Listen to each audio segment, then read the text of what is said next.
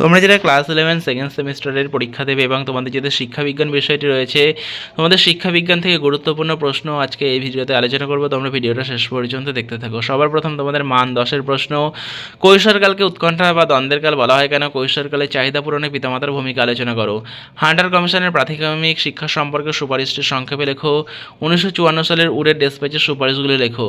বৌদ্ধ শিক্ষা ব্যবস্থা সম্পর্কে সংক্ষেপে আলোচনা করো। মুসলিম শিক্ষা ব্যবস্থা সম্পর্কে সংক্ষেপে আলোচনা করো। শিক্ষাক্ষেত্রে জাতীয় শিক্ষা আন্দোলনের প্রভাব সংক্ষেপে লেখো। মানব জীবনের বিকাশে বংশগতি ও পরিবেশের পারস্পরিক ক্রিয়ার ফল সম্পর্কে তোমার ধারণা দাও। প্রাচীন ভারতের একটি শিক্ষা প্রতিষ্ঠান সম্পর্কে সংক্ষেপে লেখো। বংশগতির বিকাশে শিক্ষার ভূমিকা লেখো। প্রাচীনকালে বৈদিক শিক্ষার বৈশিষ্ট্যগুলো লেখো। ব্রাহ্মণ্য শিক্ষার সঙ্গে বৈদিক শিক্ষা তুলনা করো।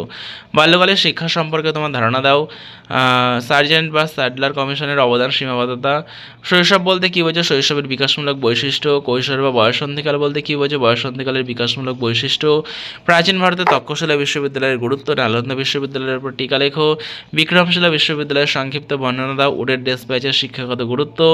মেকলেমিনিটসের সম্বন্ধে লিখতে হবে। বৃদ্ধি ও বিকাশ বলতে কী বোঝো? এর মধ্যে পার্থক্য। এরপর তোমাদের 5 নম্বরের প্রশ্ন, শিক্ষা মানবিদ্যার প্রয়োজনীয়তা। শিক্ষার সঙ্গে মানবিদ্যার সম্পর্ক। শিক্ষায় গেস্টাল্ট স্কুলের অবদান। বেগম রোকেয়ার প্রতিষ্ঠিত বিদ্যালয় সম্পর্কে ধারণা। বিদ্যাসাগরের নারী শিক্ষা সম্পর্কে আলোচনা করো। ভারতের শিক্ষার বিকাশ ও সমাজ সংস্কারে সাবিত্রীবাই ফুলের অবদান লেখো। শিক্ষাক্ষেত্রে প্রত্যক্ষণের গুরুত্ব লেখো। নব্য ফ্রয়েডীয় মনোবিজ্ঞানীরা মনসমীকরণ সম্পর্কে কী ধারণা দিয়েছেন? রাজা রামমোহন রায়ের শিক্ষার লক্ষ্য পাঠ্যক্রম সম্পর্কে তোমার ধারণা দাও। সংবিধান প্রত্যক্ষণ ও ধারণার মধ্যে সম্পর্ক লেখো। জরিপ পদ্ধতি সংক্ষেপে লেখো। শিক্ষা মনোবিজ্ঞানের সংজ্ঞা দাও। শিক্ষা মনোবিজ্ঞানের বৈশিষ্ট্যগুলি আলোচনা করো। সংবিধান ও প্রত্যক্ষণের পার্থক্য নির্ণয় করো। এস টাইপ ও আর টাইপ অনুবর্তনের পার্থক্য লেখো। গেস্টাল্ট তত্ত্বের মূলনীতি আলোচনা করো। কেস স্টাডির ত্রুটি বা সীমাবদ্ধতা লেখো। বৃদ্ধি বিকাশের পার্থক্য। বৃদ্ধি ও বিকাশের মূলনীতি আলোচনা করো।